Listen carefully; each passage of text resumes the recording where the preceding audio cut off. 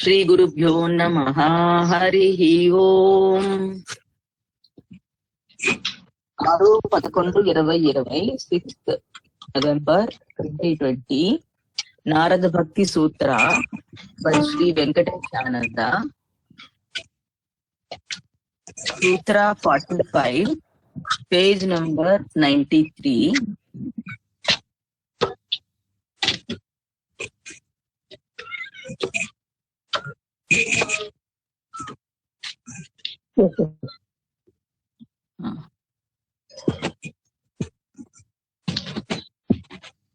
तरंगित अपि मे संगत समुद्रयन्ति.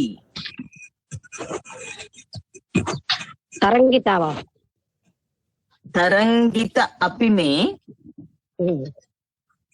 సంగత్ సంగాత్ అయి ఉంటుంది. సంగాత్ సముద్రయంతి. సముద్రంలో తరంగాల్లాగా. Though they are of the form of a wave, they become like an ocean in evil company. మళ్ళీ చదువు. Though they are of the form of a wave, they become like an ocean in evil company. అది అంటే ముందు కెరటంలా ఉన్న తర్వాత సముద్రం లాగా అయిపోతారన్నమాట evil కంపెనీలో. సూత్ర 44 లో కామ క్రోధ మోహ స్మృతి భ్రంశ బుద్ధి నాశ సర్వనాశ కరణత్వత్. అవును, అది అయిపోయింది. అంటే ఈ దుస్సాంగత్యం వల్ల ఉన్న విషయం చెప్తున్నారు ఇక్కడ. అంటే చెడు సాంగత్యం వల్ల మొట్టమొదటి తరంగంలా ఉన్నది ఓషన్ లాగా అయిపోతుంది అన్నమాట. పూర్తిగా అందులో కలిసి అంటే అంత పెద్దదైపోతుంది చెడు గుణం. Is not their fault. The evil person is not our enemy.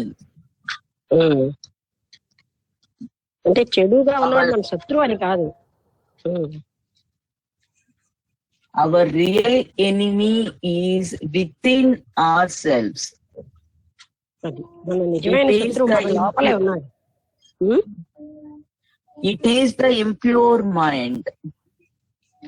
అది పవిత్రమైన మనస్సే మన శత్రువు. And the evil tendency at first manifests in the form of a small wave. అది మొట్టమొదటి ఈవిల్ టెండెన్సీస్ అంటే చెడులో ఒక చిన్న కెరటం లాగే ఉంటాయి. Evil company enlarges it into an ocean. చెడు సాంగత్యం వల్ల అది సముద్రం అంత అయిపోతుంది. అంటే మొట్టమొదటి ఏదో కొంచెం ఉంటుంది అనమాట. అది దుష్ట సాంగత్యం వల్ల సముద్రం అంత అయిపోతాయి.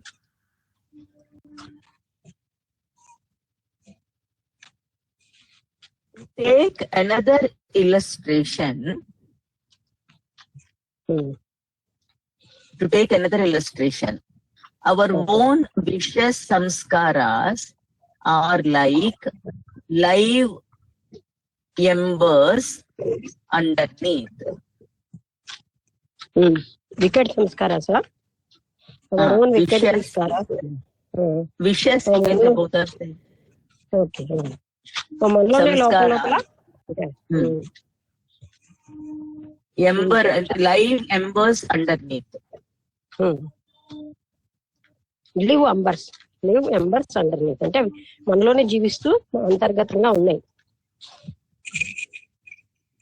Over it we have let the ashes of devotional practices accumulate. దానిపైన మనం డివోషనల్ ప్రాక్టీసెస్ అంటే భక్తిపరమైన కార్యాలతో దానిపైన పెట్టాం. అందు లోపల మాత్రం అటువంటి సంస్కారాలు ఉన్నాయి. ఈ పైన భక్తితో ఉన్న సంస్కారాలు, పనులు అలాంటివన్నీ పెట్టాం.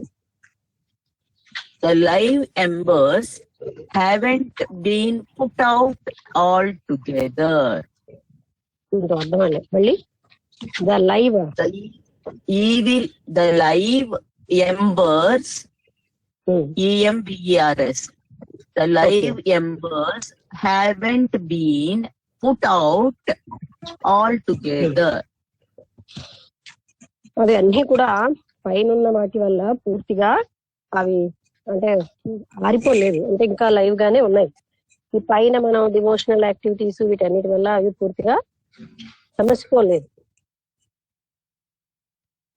Evil company is like a gust of wind that blows away the ashes and then fans the fire into a big flame and conflagration. Evil company is like a gust of wind. Gust of wind. Okay. Wind అర్థం okay.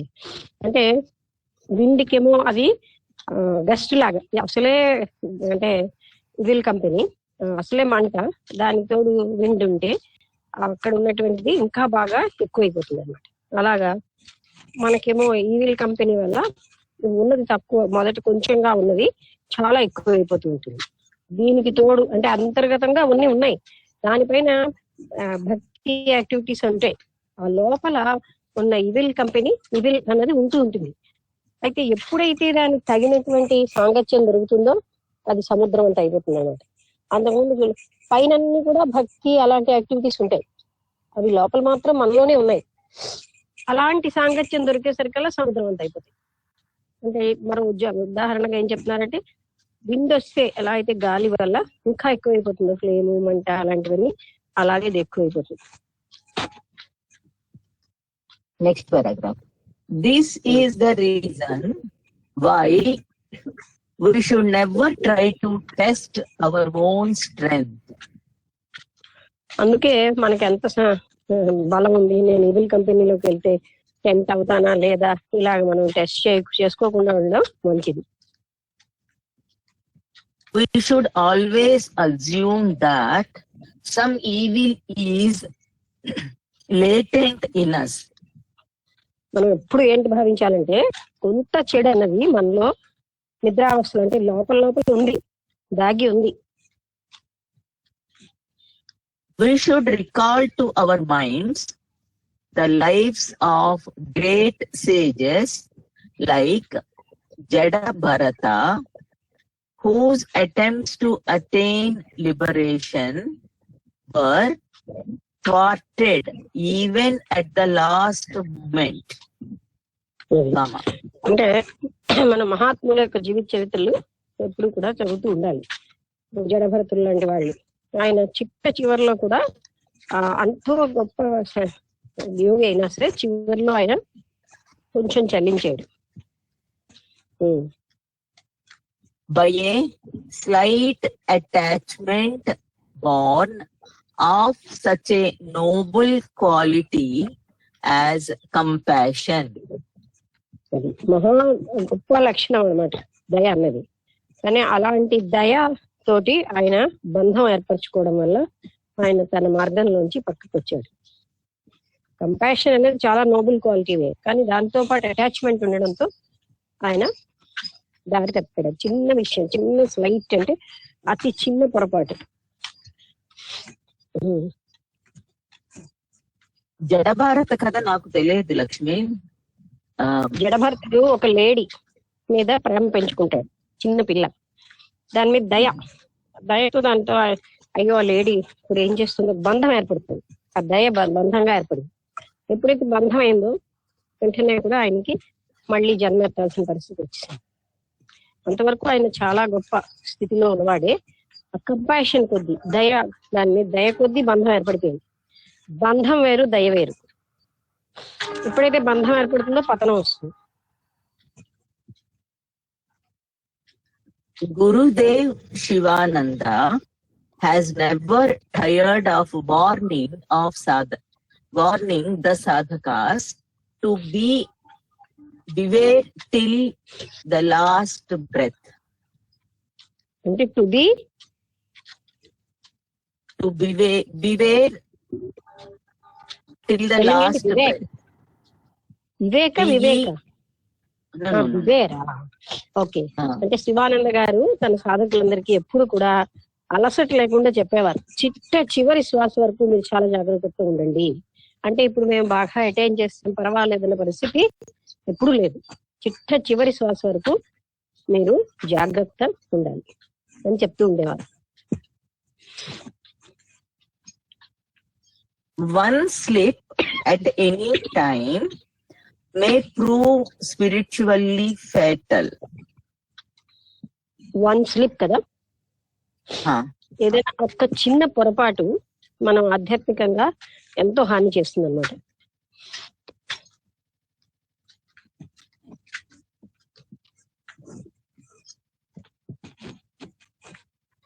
Fatal అంటే deadly, చాలా భయంకరమైన హానిని చేస్తుంది.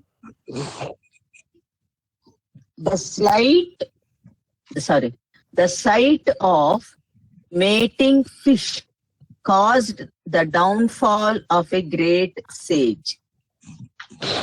అది ఒక చాలా గొప్ప స్థితికి వచ్చిన ఒక మహాత్ముడు ఆ చేపలని వండడం చూసేసరికి ఆయన టెంప్ట్ అయిపోయింది. అంటే దాని మీద బంధం, అంటే ఎప్పుడు తింటాను అలా, అక్కడితో ఆయనకి డౌన్ఫాల్ అయిపోయింది. Then what is our fate nowadays when we are surrounded by all kinds of temptations and distractions? ఇప్పుడు ఈ పరిస్థితుల్లో, ఇప్పుడున్నటువంటి కాలంలో మనమేమో ఎన్నో రకాలైనటువంటి టెంప్టేషన్స్ ను, తర్వాత మనల్ని పక్కకు తొలగించే వాటితోటి నిండిపోయి ఉన్నాం. మన గతి ఏమిటి? ఆయన ఒక్క చిన్న దాంతో అలా అయినప్పుడు మనం ఎన్నిసార్లు పడిపోతున్నామని.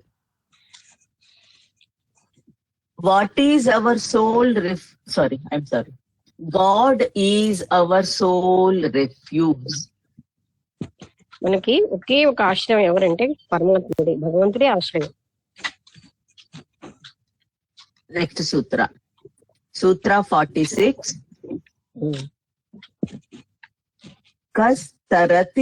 Kastarati mayam ye sangham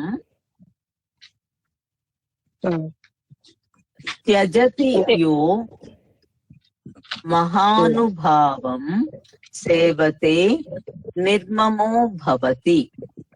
మళ్ళీ చదవనా? కస్తరతి మయం యా సంఘం త్యజతి యో మహానుభావం సేవతే నిర్మమో భవతి.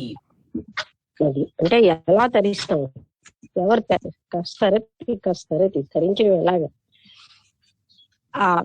ఇలాంటి సంఘం అనేది మహానుభావులను సేవించడం వల్లనే మనం త్యజించగలం. ఈ దుష్ట సంఘాలు ఇలాంటివన్నిటిని మహానుభావుల సేవ వల్ల.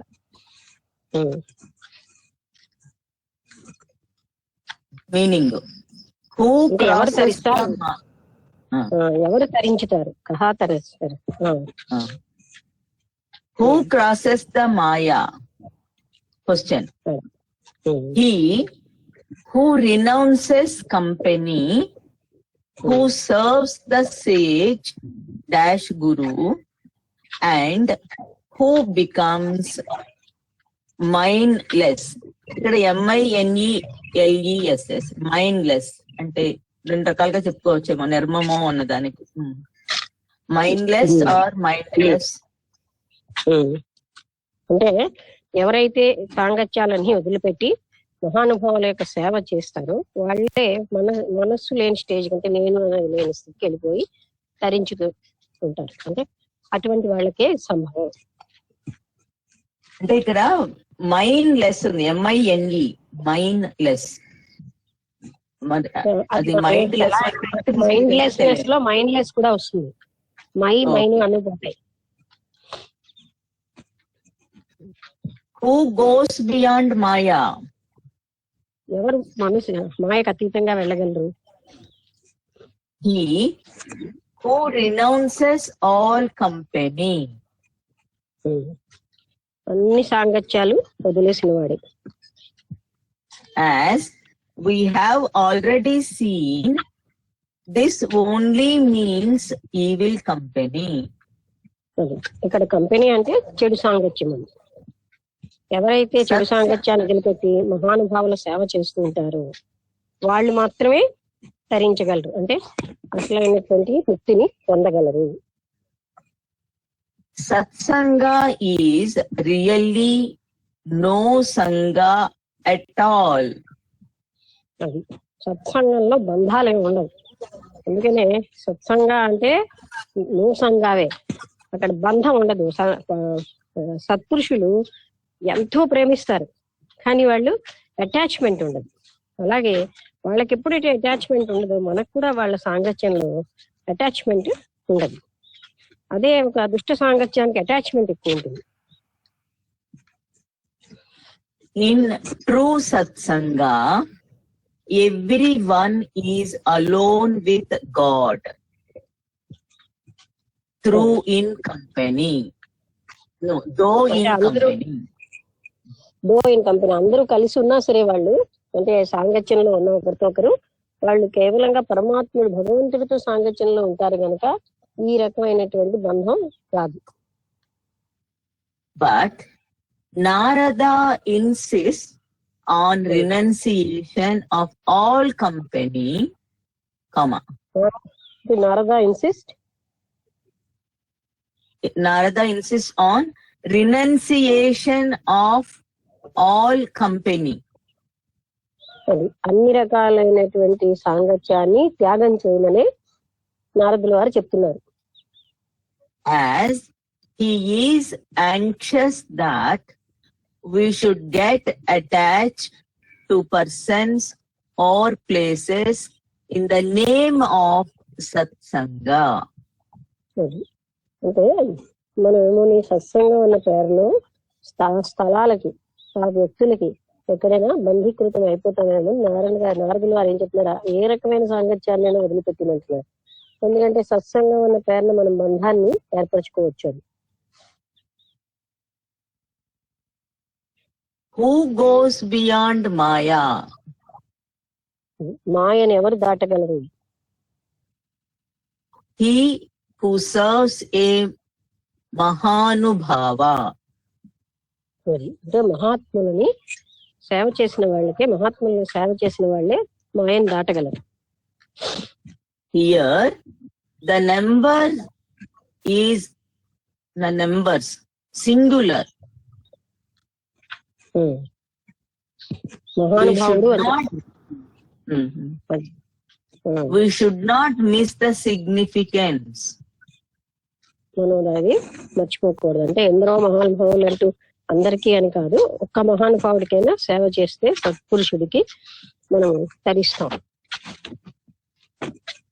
Once we have elected to be the disciple of a Mahatma, great one, comma, we should stick to him and serve him.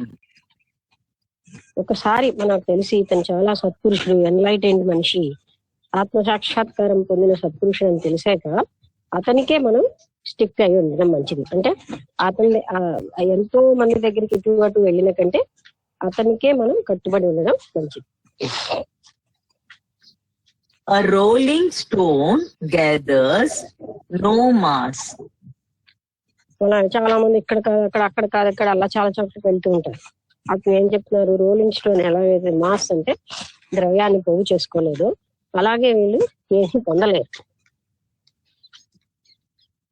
Nor does one who digs a few feet at several places find water. Find water. Water.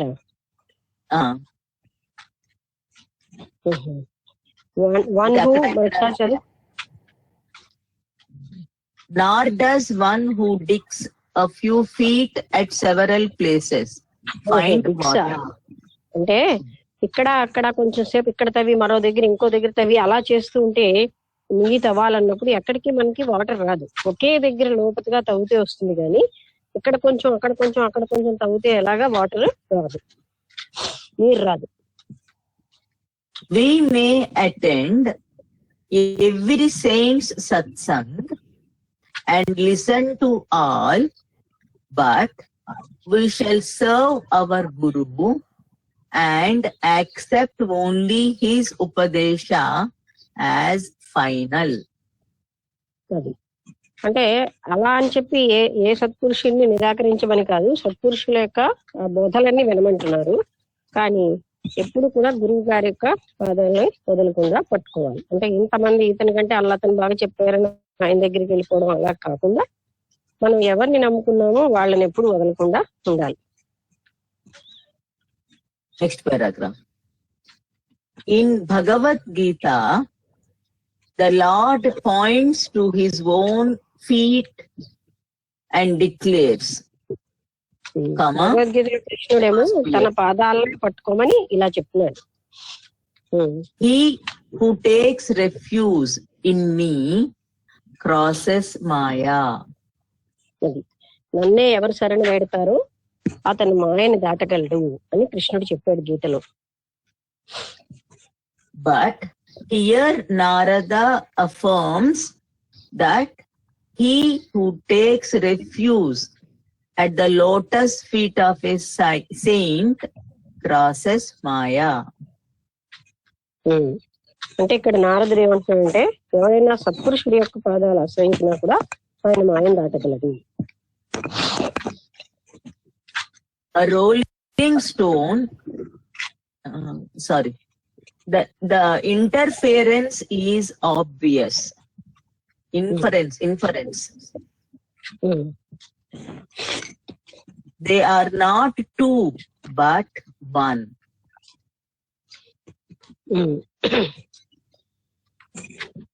ఇంకా The Lord himself is manifest for the seeker after truth as the Guru. అంటే ఇద్దరు ఉండకూడదు, ఒక్కరే ఉండాలని భగవంతుడు గురువు రూపంలోనే వాళ్ళకి అన్ని రకాలైనవి కూడా అంటే ప్రత్యక్షంగా మేనిఫెస్ట్ అంటే రూపం దాల్చిన వ్యక్తిగా వస్తూ ఉంటాడు గురువుగాను అని భావించుకోవాలి. వేరే భగవంతుడిగా మనం అక్కర్లేదు, గురువే భగవంతుడిగా చూడాలి. Maya is, according to Gita, divine, the Lord's own power, made up of 3 gunas. మాయ కూడా పరమాత్మ స్వరూపమే, అది 3 రకాలైనటువంటి గుణాలతో తయారైంది. He is not to be trifled with. Trifled. He is not to be. He is not to be. TRIFLED. Okay.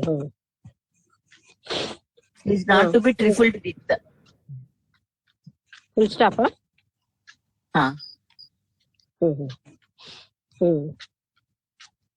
అంటే గీతలో చెప్పినట్టు మాయ కూడా 3 రకాలైనటువంటి గుణాలతో ఉంది. హీఈస్ నాట్ టు బి ట్రైఫల్డ్ అంటే అతను చిన్న చిన్న విషయాల్లోని తప్పకూడదు. The Lord himself warns the aspirant that she is difficult to get over. అంటే భగవంతుడే చెప్పాడు అనమాట, ఈ మాయని షీ అంటున్నారు, మాయని దాటడం చాలా కష్టం అన్న విషయం చెప్పారు. In the individual, she veils the perception of truth. In the individual, she veils, VEIL.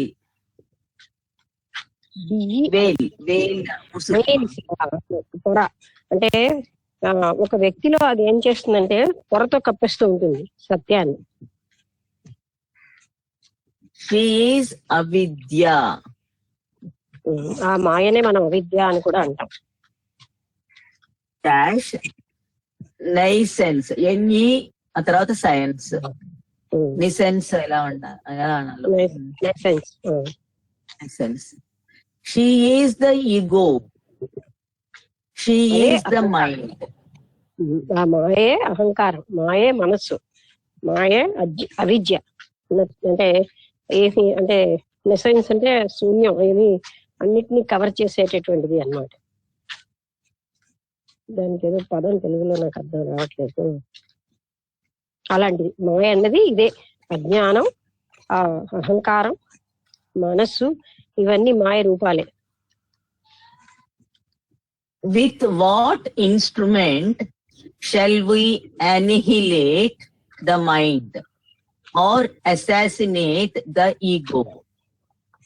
అది అంటే మనం ఏ రకమైన పనిముట్టుతో మనస్సుని అధిగమించగలం, లేకపోతే అహంకారాన్ని పూర్తిగా సమస్య పోయేటట్టు ఎలా చేయగలం?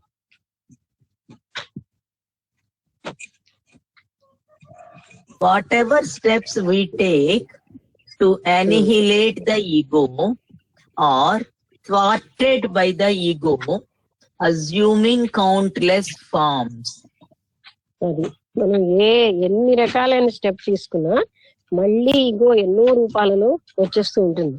అందుకే బ్లవెట్స్ కి కలుపు మొక్క అన్నారు. అంటే ఒక కలుపు మొక్కను పీకి పారిస్తే మళ్ళీ 10-15 కలుపు మొక్కలు వస్తుంటాయి. ఇక్కడ కూడా అది ఎన్నో ఒక రూపంలోంచి దాన్ని తీసేసరికల్లా అది మళ్ళీ ఎన్నో రూపాలకి దాలుస్తూ ఉంటుంది. At the base of the very effort we make to get rid of the ego itself thrives. The ego itself dies, huh? Thrive. THRIVES.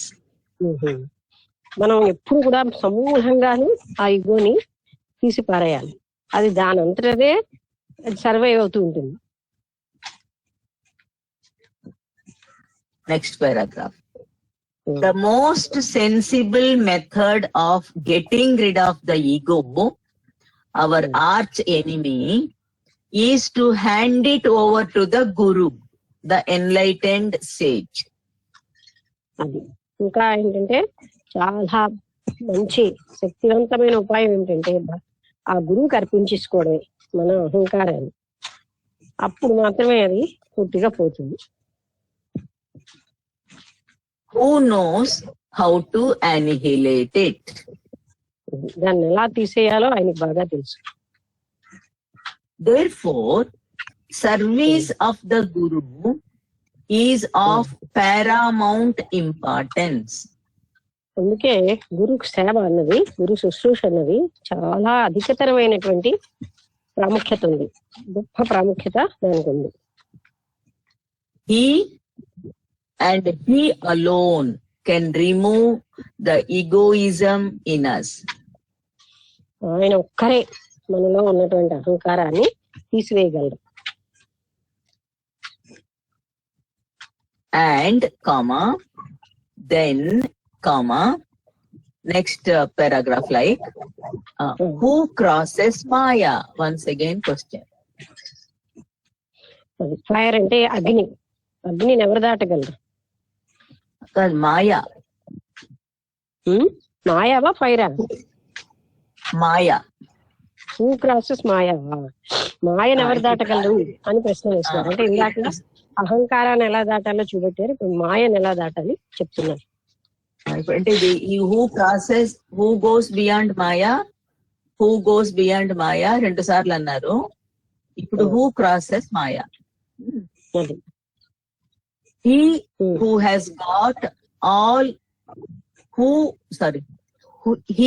has got over all mineness.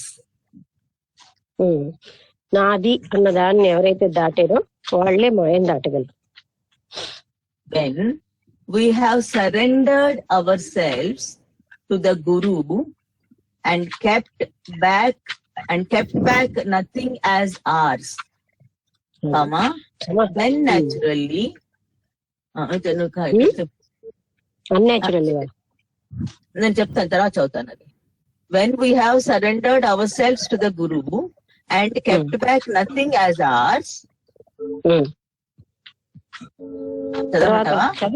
Then naturally all sense of possession disappears. అదే అంటే మనం సర్వము గురువుకే సర్వసమర్పణ చేసినప్పుడు మనవి అంటూ ఏమీ లేకుండా పోతాయి. అంటే సర్వసమర్పణ అంటే ఏదో ఇచ్చేసామని పై పైన కాకుండా అంతర్గతంగా పూర్తిగా ఆయనకి సరెండర్ అయ్యి అన్ని సమస్తం ఆయనకే అన్నప్పుడు మనది అన్నది ఏమి ఉండదు, మన అహం కూడా ఉండదు, జనకుడు ఇచ్చినట్టుగా. When I-ness and mindness vanish, the Maya vanishes. నేను నాది అన్నది పోతుంది, మాయ కూడా పోతుంది. Hello Continue. కంటిన్యూ. చాప్టర్ 3 సూత్ర 47. సూత్ర 47 యో వినిక్త స్థానం సేవత. నేను తెలుగులో సూత్రం రాస్తే దాంట్లో వినిక్త అనుంది, ఇందులో వివిక్త అనుంది. మరి ఏది కరెక్టో తెలియదు. వివిక్త స్థాన అంటే ఇంగ్లీష్ లో వివిక్త అని రాస్తుంది, VIVIKT. పూర్తి సూత్రం చదువు, ఆ తర్వాత సంగతి. వివిక్త స్థాన సూత్రమే చదువుతున్నాను. వివిక్త స్థానం సేవత యో లోక బంధమున్మూలయతి యో నిస్త్రైగుణ్యో భవతి యో యోగక్షేమం త్యజతి. అంటే ఇవన్నీ యోగక్షేమాలు వదిలేయాలి. నిస్త్రయం అంటే ఆ సమస్తం అన్ని అర్పించేసి తదేహం లేకుండా అవ్వాలి. ఇంకోటి యో వినిక్త స్థానం సేవత అదొకటి ఉంది. యో లోకబంధం ఉన్మూలయతి, అది లోకబంధాలన్నీను తెంచేసుకోవాలి. అటువంటి వాడే భక్తుడు. అంటే వివిక్త స్థానం అంటే అది ఏదైతే మంచిదే గురు స్థానమో భగవంతు స్థానమో దాన్ని సేవించాలి. వివిక్త స్థాన సేవతాన సేవత అంటే ఇవన్నీ వదిలేసి అక్కడే సేవ చేస్తూ ఉండాలి, అతడే భక్తుడు. ఇంగ్లీష్ లో ట్రాన్స్లేషన్ ఉన్నది. He who resorts to a holy solitary place.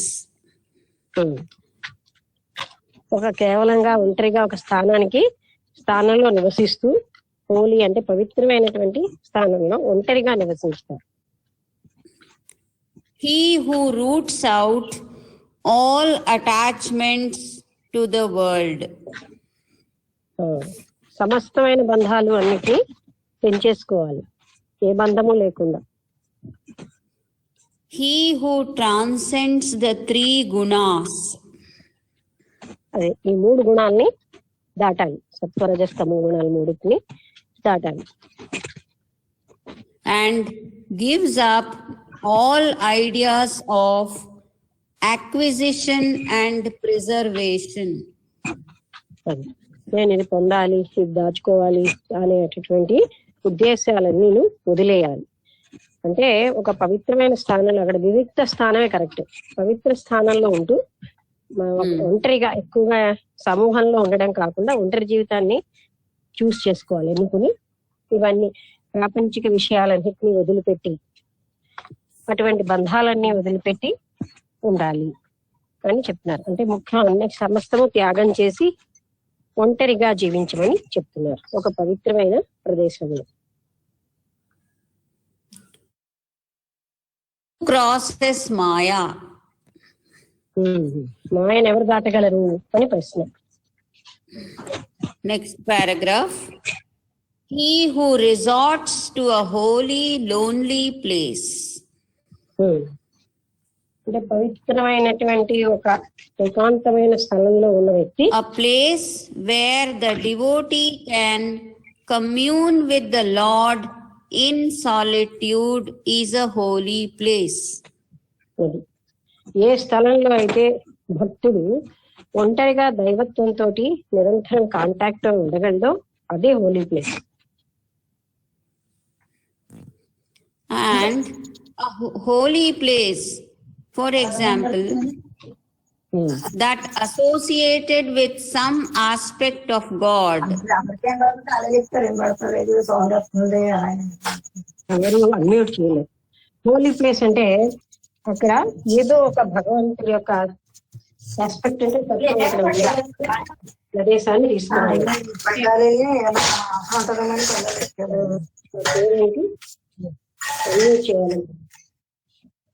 Mute చేయాలి, మ్యూట్ చేశారు సూర్యావతి గారు.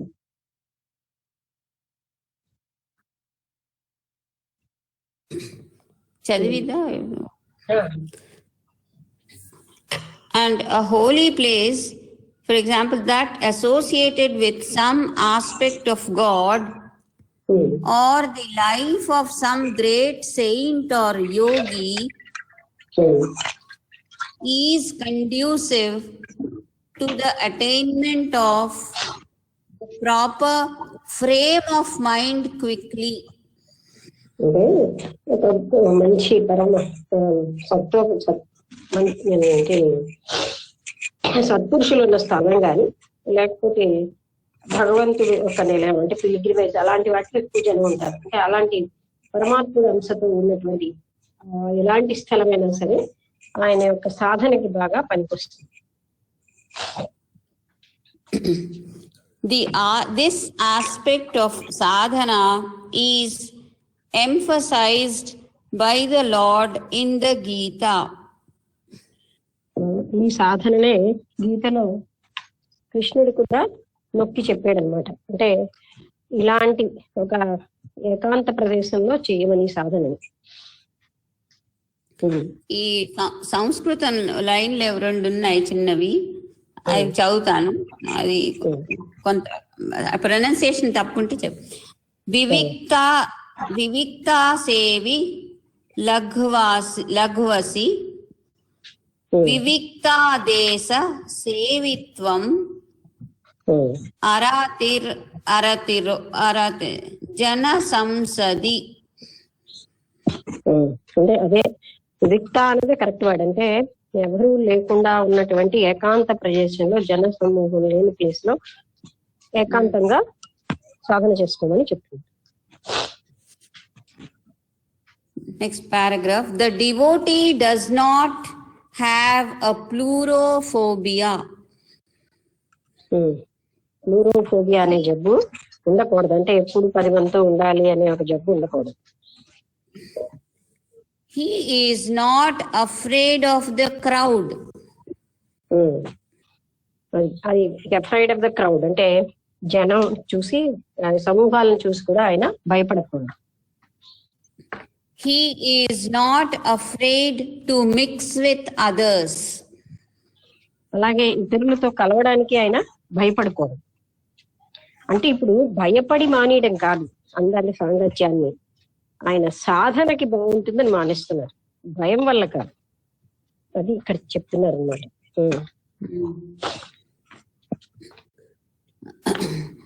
But he is not moved by desire to resort to company for sense gratification. కానీ ఆయన ఇటువంటి సాంగత్యాలు తన ఇంద్రియ సుఖాల కోసం మాత్రం ఉపయోగించుకోకూడదు, అలాంటి సాంగత్యాల్లో ఉండకూడదు అని చెప్తున్నారు. అంటే కేవలంగా మనుషులతో కలవకుండా వాళ్ళంటే భయపడమని చెప్పలేదు, కానీ ఇంద్రియ సుఖాలకి తీర్చుకోవడానికి ఆ సాంగత్యాల్ని ఉపయోగించుకోకండి అని చెప్తున్నారు. Even if he is surrounded by a crowd, he lives in his own world. ఆయన చుట్టూరా చాలా జనం ఉన్నా సరే ఆయన తన ప్రపంచంలోనే జీవించగలడు, ఏకాంతంగా ఉండగలడు. He enjoys solitude wherever he is. ఎక్కడ ఆయన ఉన్నా ఏకాంతాన్ని అనుభవించగలడు. Wherever he is a holy place. భక్తుడు ఎక్కడుంటే అది పవిత్రమైన స్థలమే అయిపోతుంది. but till we reach that stage, it is better to make a positive effort to go to solitude. కానీ అటువంటి స్థితి సాధించే వరకు మనం ఏకాంతంగానే ఉండాలి. అంటే ఎటువంటి స్థితి, ఎక్కడ ఉన్నా, అంటే ఎంతమంది జనంలో ఉన్నా ఒంటరిగా ఉండడం, ఏకాంతంగా ఉండగలిగే స్థితి వచ్చే వరకు మాత్రం బాహ్యంగా ఆయన ఏకాంతంగానే ఉండి సాధన చేసుకోవాలి. లేకపోతే మళ్ళీ ప్రమాదం ఉంది అని. ఆ స్థితి వచ్చాక ఆయన ఎవరిలో ఉన్నా, ఎంతమందితో ఉన్నా ఆయన ఏకాంతంగానే ఉంటాడు. Moreover, even if we are unaffected mentally by the crowd, the din and bustle of a city, one minute. ఒక అంటే పట్టణంలో ఉన్నాం అనుకోండి, బస్సులు, ఈ రకమైన ట్రాఫిక్, ఈ సౌండ్ అంతా కూడా ఎంత మనం ఎఫెక్ట్ అవ్వకపోయినా అది కొంత ప్రభావితం చేస్తుంది. ఒకసారి అది సెంటెన్స్ సరిగ్గా చదువుతాను. More over, even if we're unaffected mentally by the crowd, the din and bustle of a city, they do have a certain enervating effect on our system. అది అంటే ఈ వదలు, శబ్దాలు, ఇవన్నీ కూడా మన నర్వస్ సిస్టమ్ మీద వాళ్ళని ఉత్తేజం చేయడం, అలాంటి ప్రభావాలు ఉంటాయి. మనం ప్రభావం లేదనుకున్నా ఇలాంటి అంటే ట్రాఫిక్ సౌండ్స్ అని అలాంటివన్నీ మన మీద కొంత ప్రభావం ఉంటూనే ఉంటుంది. The distractions would make it impossible for us to meditate upon God. అంటే క్రౌడ్ లోని, అంటే ఇలాంటి స్థలాల్లో ఉండడం వల్ల డిస్ట్రాక్షన్స్, అంటే మనసు ఇటు అటు వెళ్ళిపోవడం అనేది మనం తప్పవు. అక్కడ ఎన్నో రకాలైనటువంటి పరిస్థితులు ఉంటాయి, వాటి నుంచి మనం డిస్ట్రాక్ట్ అయిపోతాం. అంటే అంతవరకు ఏకాంతంగా పరమాత్మ మీద ఉన్న మనసు 4 వైపుకి వెళ్ళే పరిస్థితి వస్తుంది. అందుకే క్రౌడ్ అంటే ఇలాంటి జన సమూహం ఉన్న ప్లేసెస్ నుంచి దూరంగా ఉండమని చెప్పడానికి కారణం. Why?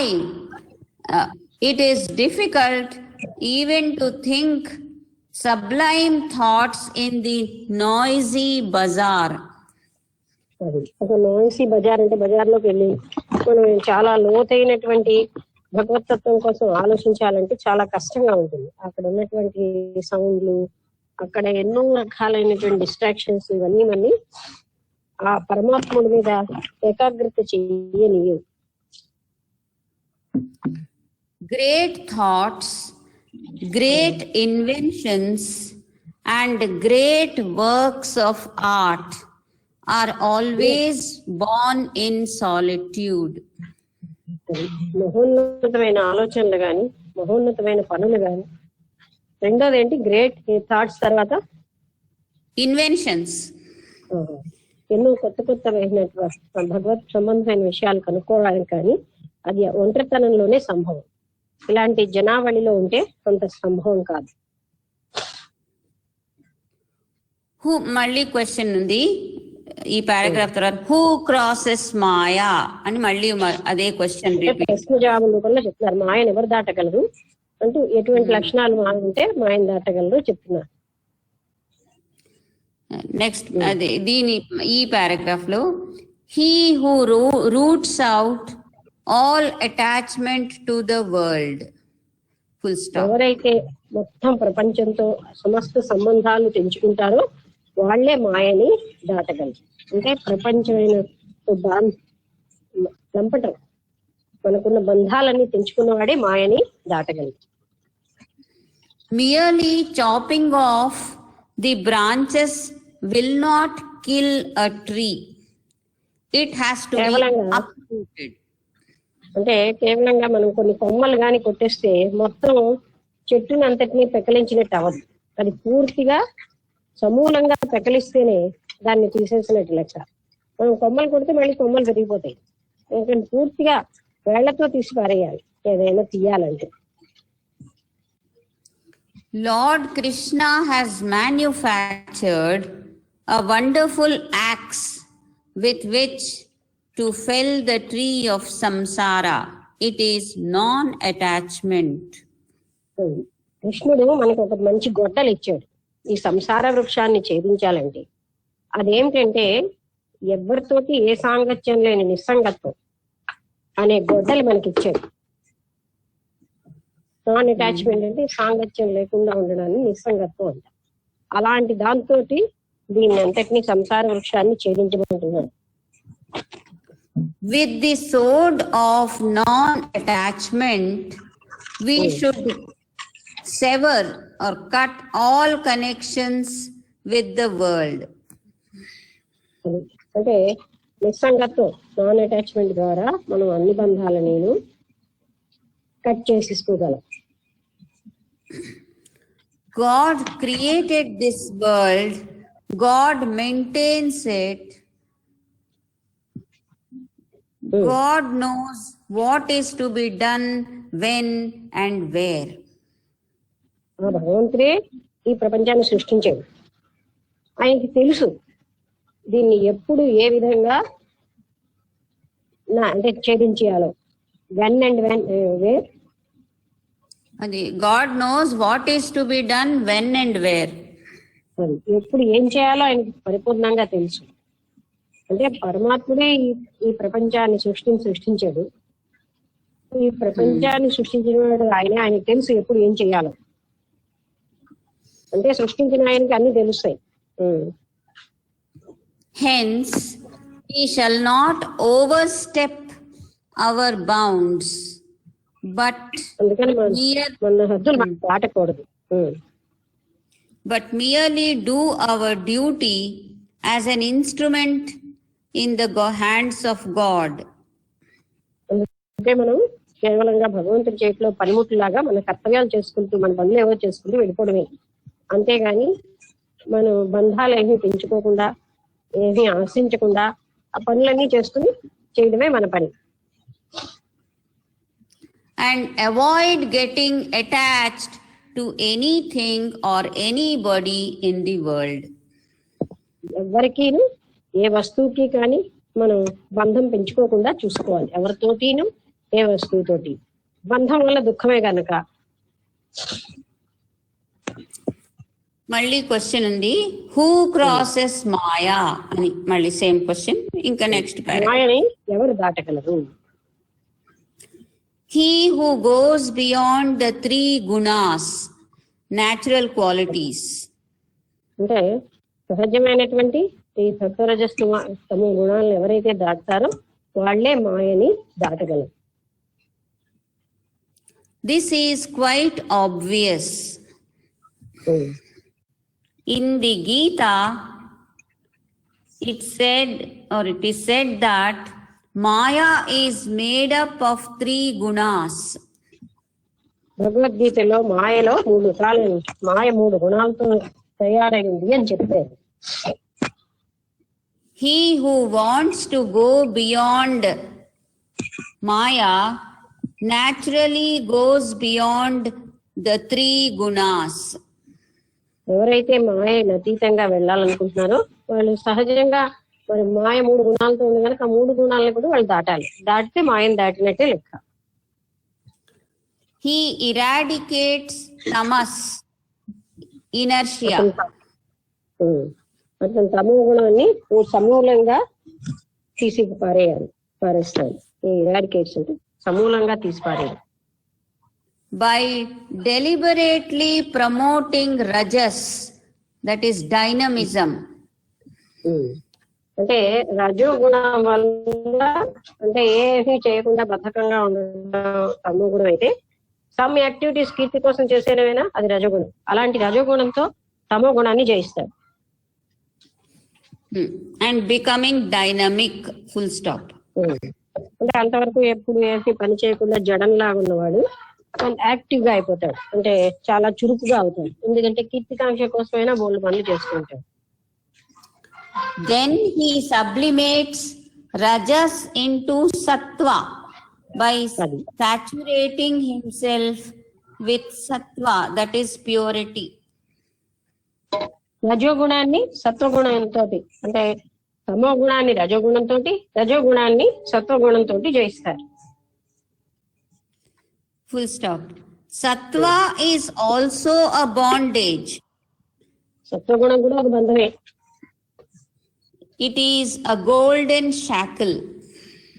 అది అంటే మిగతా ఏమోని ఐరన్ అయితే నిన్న మనం అనుకున్నట్టుగా ఈ శృంఖలాలు, బంగారం శృంఖలాలనే బంధిస్తాయి. ఈ సత్వగుణం అనేది బంగారం శృంఖలం లాంటిది. But the devotee, by surrendering himself wholly to the Lord, is enabled by the Lord himself to transcend this guna also.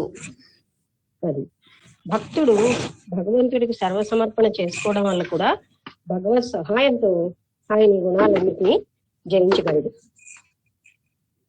ఈ సత్వగుణం ప్రాబ్లం ఇది లో తప్పు ఏమిటున్నది? అది ఎందుకు జయించాలి? ఇది మంచిది కదా, ప్యూరిటీ అని రాశారు. అన్నిటికంటే పెద్ద కష్టం అదే. ఎందుకంటే ఎలా? మిగతా గుణాలను జయించగలం. కష్టం ఏంటంటే సత్వగుణాన్ని జయించడం. ఎందుకంటే సత్వగుణాన్ని జయించాలి. ఇప్పుడు మంచి యాక్టివిటీస్ చేస్తూ ఉంటారు, మంచి పని.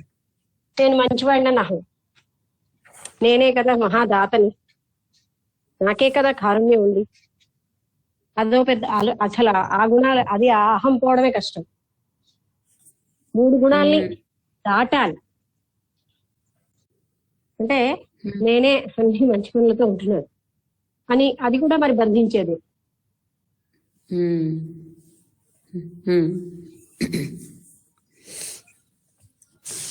మళ్ళీ క్వశ్చన్ వచ్చింది, హూ క్రాసెస్ మాయా అని మళ్ళీ అడుగుతున్నారు రిపీటెడ్ గా.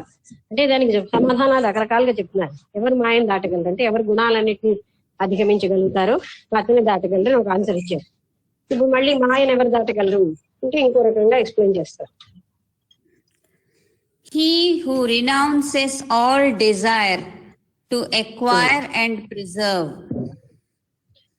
అది ఏది సంపాదించి పోగు చేసుకోవాలి అని కోరికలు ఎవరు అధిగమిస్తారో వాళ్ళు మాయం దాటగలరు. అంటే ఇది అది సంపాదించడం, ఇంట్లో పెట్టుకోవడం, ధనం సంపాదించడం, బంగారం సంపాదించడం, వస్తువులు సంపాదించడం, ఇంట్లో అవన్నీ పోగు చేసుకోవడం అనే భావనని ఎవరు జయిస్తారో వాళ్ళే మాయం దాటగలరు. God created the world and maintains it. భగవంతుడే ఈ ప్రపంచాన్ని సృష్టించి దాన్ని సంరక్షిస్తున్నాడు. The bhakta knows that God is omnipresent, omnipotent and omniscient. భక్తుడికి తెలుసు భగవంతుడు గొప్ప శక్తి సమర్థుడు, సమస్త అన్ని చోట్ల వ్యాపించున్నాడు, ఆమ్నిపోటెంట్, ఆమ్నిప్రెసెంట్ అండ్ ఆమ్నిషియంట్. అంతేనా? ఆమ్నిషియంట్. సర్వమైన శక్తులు ఉన్నాయి అంతటా. ఆమ్నిషియంట్ అంటే అంతటా ఉన్నాడని, ఆమ్ని ప్రెసెంట్ అంటే అంతటా ఎక్కడ పడితే అక్కడే భగవంతుడు ఉన్నాడు అని. God knows the devotee's needs before the bhakta is aware of them. భగవంతుడికి భక్తుడికి ఇంకా తనకు అవసరాలు తెలియకముందే భగవంతుడికి తెలిసిపోతాయి భక్తుడి అవసరాలు ఏంటో. తెలుసుకుని ఆయన తీర్చేస్తూ ఉంటాడు.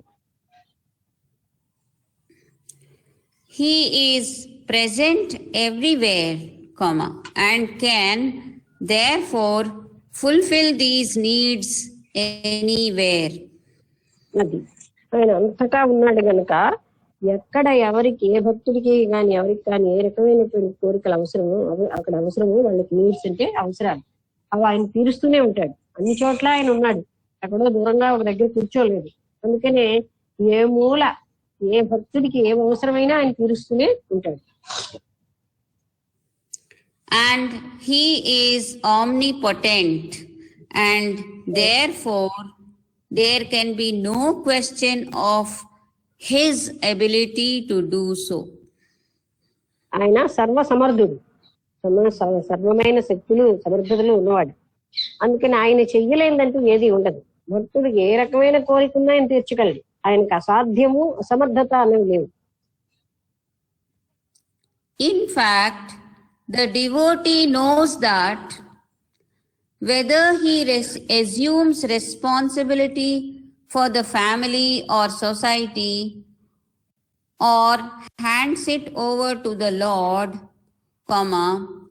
it is he alone who is looking after the entire creation. భక్తుడికి తెలుస్తుంది తనే అన్ని చూసుకోవాలో భగవంతుడికి అర్పించేయాలో. ఎందుకంటే భగవంతుడే సమస్తాన్ని చూస్తున్నవాడు కనుక భక్తుడికి తెలుస్తూ ఉంటుంది ఆయనకు అర్పించేయాలా లేదా అనే విషయం.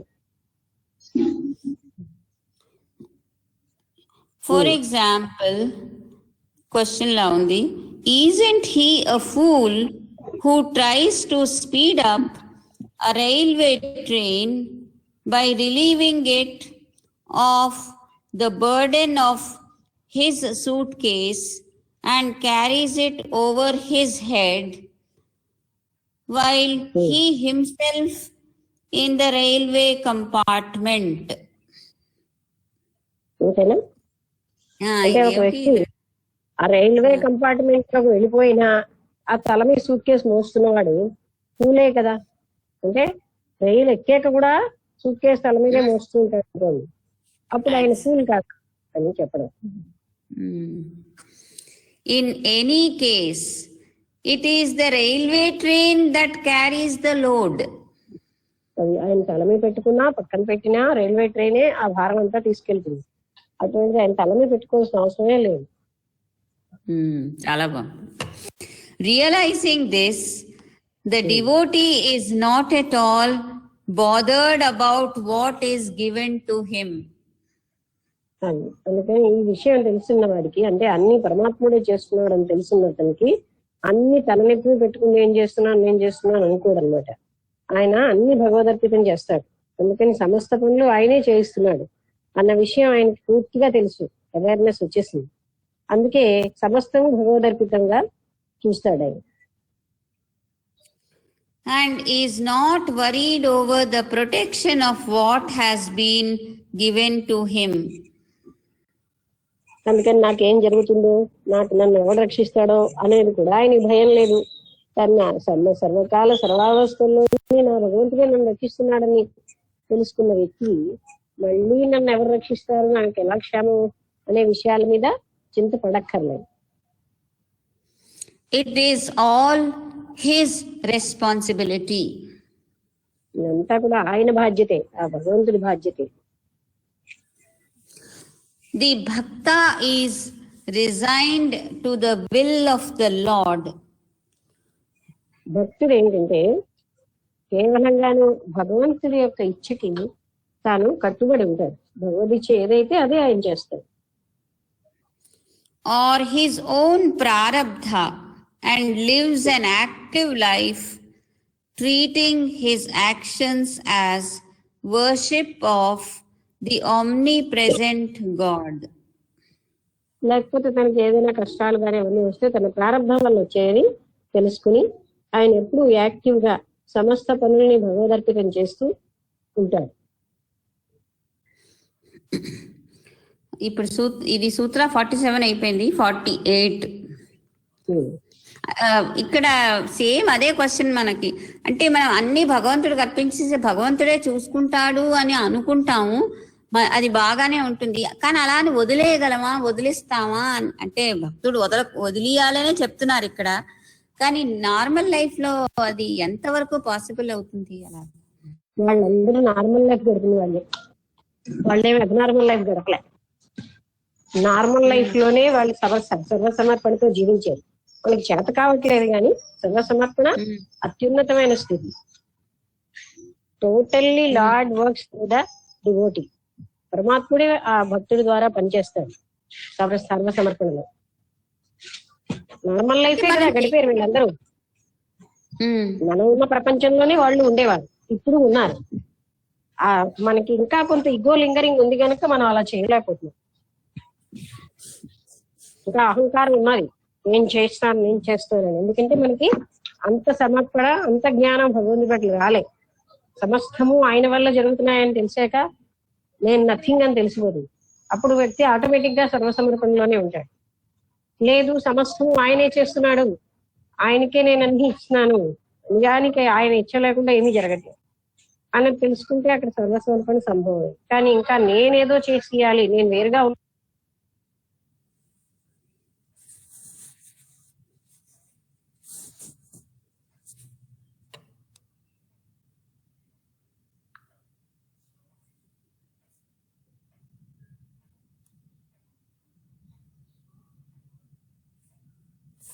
హలో హలో హలో ఫోన్ వచ్చింది. హలో. వసంతలత ఫోన్ వచ్చింది, మళ్ళీ రావచ్చు కూడా ఒకసారి. అది సరే అది ఏంటో మా సైలెన్స్ అయిపోతే ఏంటో. అందుకే ఇక్కడ ఫోన్ వస్తే అక్కడ సైలెంట్ అయిపోతుంది. సరే, చదివిదా ఇప్పుడు? చదివిదా వద్దా?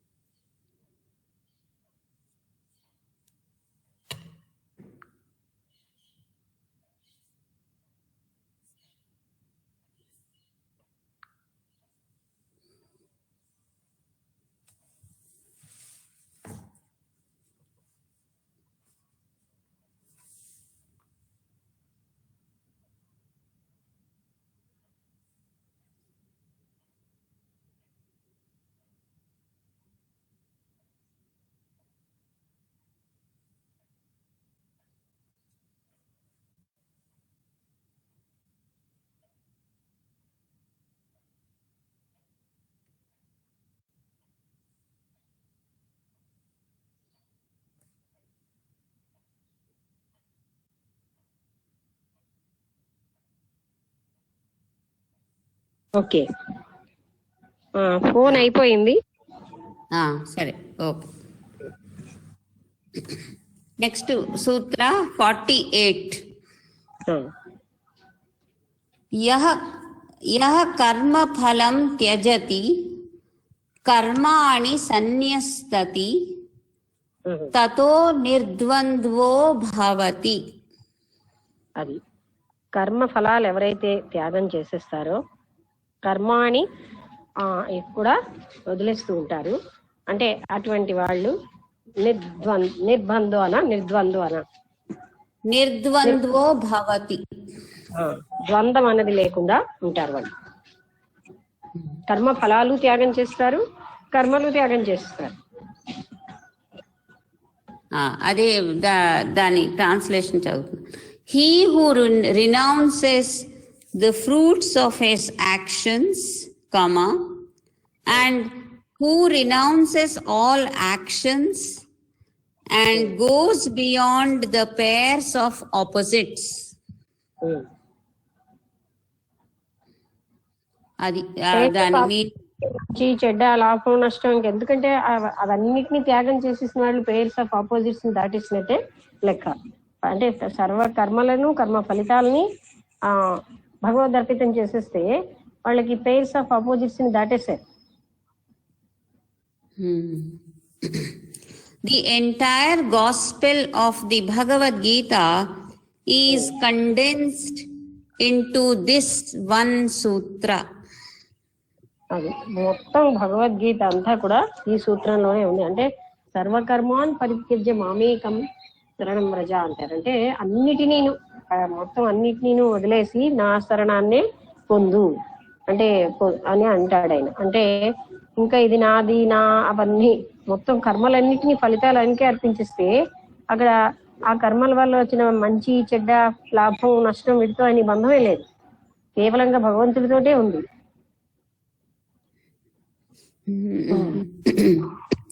The yoga of the Bhagavad is taught here. అది హూ క్రాసెస్ మాయా, మళ్ళీ క్వశ్చన్, ఇందులో కూడా క్వశ్చన్ ఉంది. హూ క్రాసెస్ మాయా? ఇప్పుడు ఇలా చెప్పారు, సమస్త కర్మలను పరమాత్ముడికి అర్పించిన వాడే మాయను దాటగలడు. మళ్ళీ ఇంకో రకంగా చెప్తారన్న హూ క్రాసెస్ మాయా అని మళ్ళీ అడుగుతున్నారు. he who renounces the fruits of actions. అది అంటే పై చెప్పిన దాన్నే ఇప్పుడు చెప్తున్నారు. ఎవరైతే కర్మఫలాలన్నిటినీ త్యాగం చేస్తారో వాళ్లే మాయని దాటగలరు. That is the most sensible thing to do. If అదే మనం you, మంచి పని. if you reflect a little over this, you will agree that in reality, what we do has no relation to what we achieve. అది అంటే మనం ఏంటైతే చేస్తున్నామో మనం అది పొందటం లేదు. మనం చాలా విషయాలు చూస్తూ ఉంటాయి. అంటే చెయ్యడం వరకే మన పని. అది ఆయనకి అర్పించడం వల్ల ఎప్పుడు మనకి ఏమిటి రావాలో వస్తూ ఉంటాయి. ఆ సర్వ సమర్పణలో అది కూడా మనం గమనించగలం. మనకి ఏది ఎప్పుడు అవసరమో అది వస్తూ ఉంటుంది. మనం చేసిన పనికి ఫలితంగా కాకుండా ఎప్పుడు మనకి ఏది రైటో అది సంభవించాలి. అంతకంటే మనకు కావాల్సింది ఏంటి? కానీ మనం ఏంటంటే గ్రీడ్ వల్ల ఎన్నో కావాలని పెట్టుకుంటాం, అంతకంటే ఏం లేదు. అందుకనే ఎవరు మాయను జయించగలరంటే సర్వకర్మాల్ని పరిత్యజ అంటే ఫలితాలను పరమాత్ముడికి ఇచ్చిన వాడే జయించగలరు. We see this in our everyday life. The Sanskrit equivalent to the word luck is adrishtam. లక్ను అదృష్టం అంటాం కదా. It is the unseen power bestowing what it wills upon us. అంటే అది ఒక అదృశ్యమైన శక్తి, అది ఎప్పుడు మన మీద వర్షిస్తుంది అన్నది మనకు తెలియదు. This unseen power is the fructification of our own past karma. ఏంటది? This unseen power is The fructification. Fruit అంటే ఫ్రూట్ ఫ్రక్టిఫికేషన్ అంటే ఫలితాలను ఇచ్చేటటువంటి మన కర్మలకి ఫలితాలు ఇచ్చేటటువంటిదే అదృష్టం. అందుకనే దివ్య జ్ఞానం అంటే సనాతన జ్ఞానం కదా. అందులో కూడా ఏం చెప్తారు? అదృష్ట అనేది ఎవరికి లేదు. అదృష్టం గాని విధి గాని ఏదో సడన్ గా ఏదో పెద్ద నష్టం సంభవించడం గాని ఎవరికి ఏం జరగవు. సడన్ అదృష్టాలు అవేమి లేవు. అవి మన కర్మ ఫలితాలని బట్టే సంభవిస్తున్నాయి. ఇక్కడ అదే చెప్తారనమాట. అంటే కేవలం సనాతన జ్ఞానం అదే చెప్తుంది, ఏది కర్మే. అదే వశిష్ఠుల వారు కూడా యోగ వాసిష్టంలో చెప్పారు, విధి ఏమీ లేదు, అది మన కర్మ ఫలితమే. మనకి సడన్ అదృష్టం అంటే ఏమీ రాదు, మన కర్మ ఎప్పుడో చేసిన కర్మ ఫలితమే అదృష్ట రూపంలో వస్తుంది అనేసి మనకి ఇక్కడ కూడా అదే బోధపరుస్తున్నారు. నెక్స్ట్ పారాగ్రాఫ్, ఈ పారాగ్రాఫ్ అయింది. ఇంకా పారాగ్రాఫ్ లో చిన్న ఎగ్జాంపుల్ ఏదో ఇచ్చారు. 2 boys prepare themselves for the examination. Full stop. ఇద్దరు One తయారయ్యే అబ్బాయిలు. One does not study and wastes most of his time. Full stop. ఒక వ్యక్తి ఏమీ కూడా చదవకుండా చాలా సమయం వేస్ట్ చేస్తూ ఉంటాడు. Just the previous night, comma, he glances through the text. రేపు పరీక్షగా ముందు రోజు ఒకసారి టెక్స్ట్ అంతా చూస్తాడు ఆయన. He is able to read only a few pages. అతను కొన్ని పేజీలే చదవగలడు. The question paper has questions only relating to those few pages. Question paper లో ఆయన చదివిన వాటికే ప్రశ్నలు వచ్చాయి. He has no difficulty in answering them. He passes the examination. ఆయన already చదివాడు కదా ముందు రోజు రాత్రి, అందుకని ఆయనకి ఆన్సర్ ఇవ్వడానికి ఏం కష్టం లేకుండా ఆ ప్రశ్నలకు సమాధానం రాసేసి ఆయన పరీక్ష చక్కగానే పాస్ అయిపోతాడు. Next paragraph. The other boys studies well.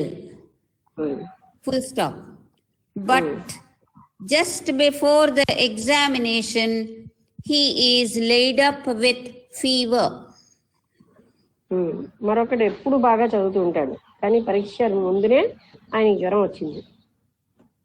Even if he attends the examination, his mind gets puzzled. ఆయన పరీక్షకి అటెండ్ అయినా కూడా ఆ బుర్ర అంతా కన్ఫ్యూజన్ అయిపోయింది.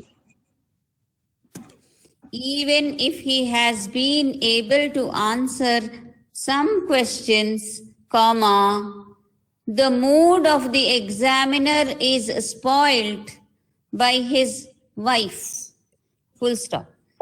By his Wife, examiner wife.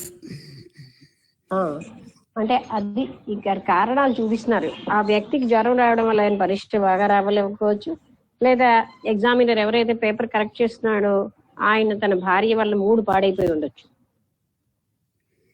So many odds against the boy, perhaps he fails. అంత బాగా చదివిన వాడు కూడా ఎన్నో రకాల కారణాలు ఉంటాయి, ఆయన ఫెయిల్ అయిపోవచ్చు. అంటే పరీక్ష పేపర్ దిద్దేటప్పుడు ఇప్పుడు మనకి ఎన్నో తెలుసు అలాంటి కారణాలు. అలాంటి వల్ల ఇంత బాగా చదివిన కూడా ఆయన ఫెయిల్ అయిపోవచ్చు. How, next paragraph, how are the results related to the actions themselves? Question. ఇప్పుడు రిజల్ట్స్ మనం చేసిన పని బట్టే వస్తాయని ఎలా చెప్పగలం? Their past karma governed the fruits. అది వాళ్ళు అంతకు ముందు చేసినటువంటి ఆ కర్మ ఫలితాలు ఇచ్చేటట్టుగా చేస్తుంది. It is like the functioning of this typewriter on which I work now. అది నేను ఇప్పుడు పనిచేస్తున్న ఈ టైప్ రైటర్ లాంటిది అది కూడా.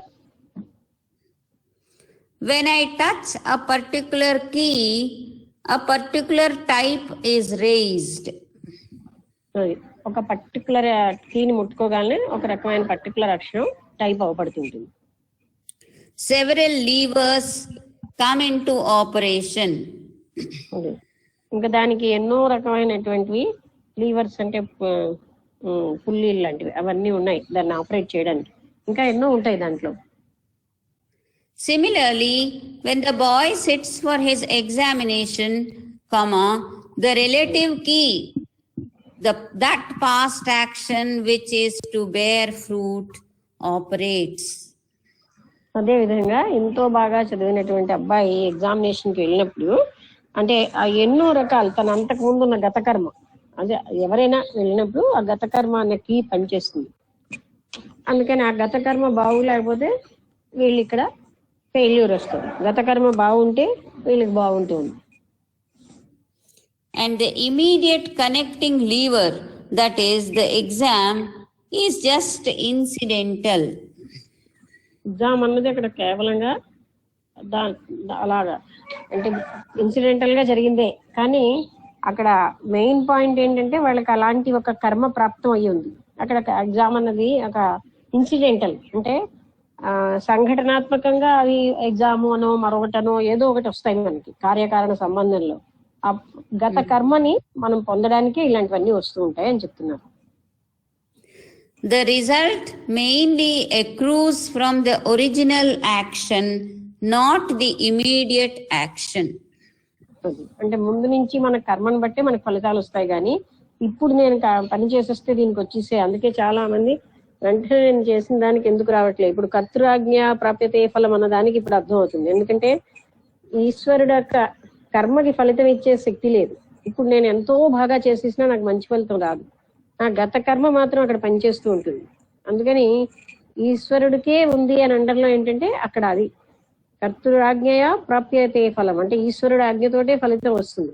కర్మకింపరం కర్మ తజ్జడం, కర్మకి జడమైంది, దానికి ఫలితం ఇచ్చే శక్తి లేదు అని ఉపదేశారంలో మొదటి శ్లోకం. అంటే ఎందుకని చెప్తున్నారు, నేను ఇప్పుడు మంచిగా చేసానుగా మంచి ఫలితం వచ్చేయాలని లేదు, అంతకు ముందు కర్మ ఉందిగా అది మనకి ఫలితాలను ఇస్తూ ఉంటుంది.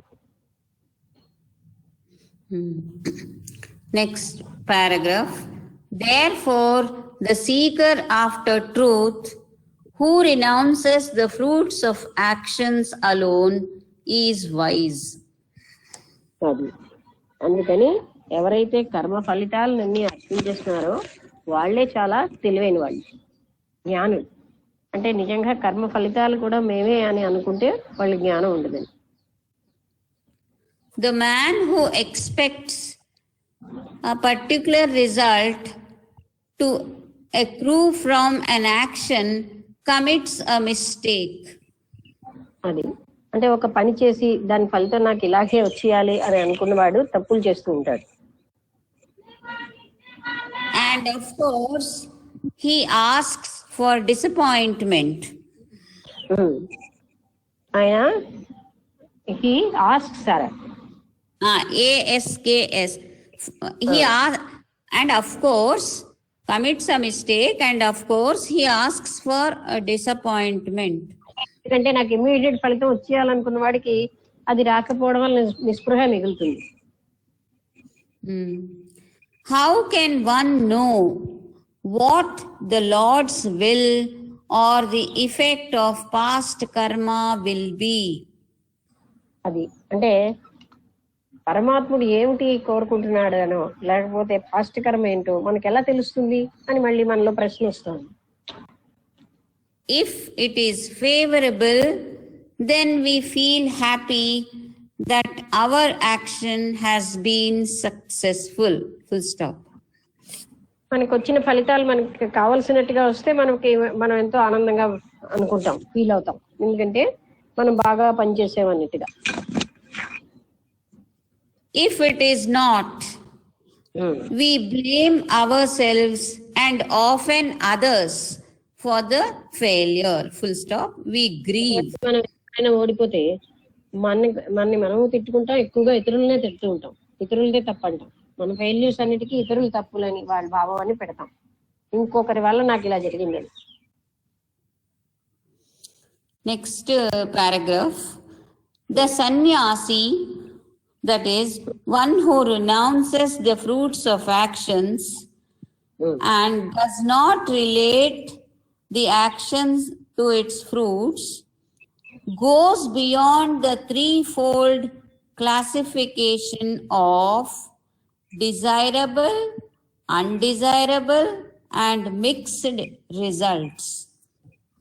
అంటే సన్యాసి అన్నిటిని త్యాగం చేసిన వాడు తన పనులు కేవలంగా పనులే చేస్తూ ఉంటాడు. కర్మ ఫలితాలు మాత్రం నచ్చినవి నచ్చనివి రెండు కలిపినటువంటి మిశ్రమ ఫలితాలు ఉంటాయి. వాటి మీద ఆయన పట్టించుకోడు, ఎక్కువగా ఆయనకి కర్మ ఫలితాలని భగవదర్పితం చేసేస్తాడు అనమాట. To him, everything is welcome. ఆయనకి ప్రతిదీ కూడా స్వాగతం చెప్తూ ఉంటుంది. Okay. Then 1 minute. He knows that whatever happens is only the working out of past karma. అది ఆయనకి తెలుసు, ఏం జరిగినా కూడా నా పాస్ట్ కర్మని బట్టి, ప్రారంభ కర్మ ఎలా ఉందో దాన్ని బట్టి నాకు ఫలితాలు వస్తున్నాయని తెలుసుకుంటూ ఉంటాడు. The expenditure of the force of past karma makes him rejoice always. ఆ విధంగా గత కర్మ క్షయించిపోయి అంటే ఈ బాధల రూపంలో అనుభవించేస్తూ ఉంటే ఆయన ఆనందపడతాడు. కనీసం కర్మక్షయం అయిపోతుంది కదా, పూర్తిగా కర్మక్షయం అయితేనే గాని మనం మోక్షాన్ని పొందలేం, అందుకని కర్మక్షయం అయిపోతుంది, నా కర్మ అంతా క్షీణిస్తుంది అని అతను ఆనందపడతాడు కూడా. For he knows that he will attain liberation once this force is spent. అది ఈ కర్మ అనేది శేషం అంతా పోతేనే కానీ తాను ముక్తిని పొందలేనని ఆయన తెలుసు. Next paragraph. Karmani sanyasyati. Karmani sanyasyati. అంతేనా? కర్మ అది కొటేషన్ చిన్న అంటే సూత్రంలోది ముక్క తీసుకొని కొటేషన్ లా పెట్టి కర్మాణి సన్యస్యతి should be taken to mean not renunciation of actions but offering of action at the lotus feet of the Lord. అంటే కర్మల ఫలితాలే కాదు, కర్మల్ని కూడా ఆయనకి అర్పించేయాలి, కర్మలు కూడా సమర్పించేయాలి.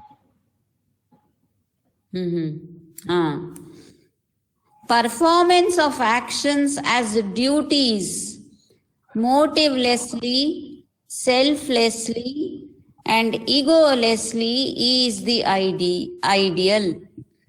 అది కర్మలు సమర్పించడం అంటే ఒక లక్ష్యంతోటి ఫలితాలను ఆశించకుండా తర్వాత కర్మలు చెయ్యడమే పనిగా, అంటే అంతేగాని ఒక మోటివ్ తోటి దాంతో కర్మ చేయడం కాదు, అహంకారంతో చేయడం కాదు. అది కర్మని సమర్పించడం అంటే.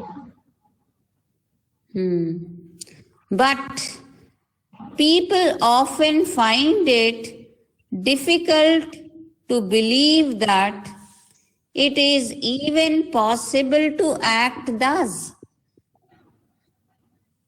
అలా చేయడం ఎలా అవుతుంది, కర్మల్ని మనం ఎలా చేయకుండా ఉంటాం, ఇలా రకరకాలుగా చెయ్యకుండా, చెప్పాను కదా, ఆచరించకుండా ఉన్న వాళ్ళు లాజికల్ గా ఇంటెలెక్చువల్ గా వాదాలు పెడతారు. అది చేసిన వాళ్ళకి అది ఎంత బాగుంటుంది, ఎంత చక్కగా జరుగుతాయి తెలుస్తుంది. కర్మల్ని సమర్పణ బుద్ధితో ఇవన్నీ ఆయన కర్మలుగా చేయడంలో ఎంత ఆనందంగా ఉంటుంది అన్నది అనుభవిస్తే తెలుస్తుంది. అది ఎలా సంభవం, అలా చేయగలమా అని ఇలాంటి వితండవాదాలు కొందరు చేస్తూ ఉంటారు. One cannot, till he becomes one with the Lord's will, work motivelessly, selflessly and egolessly.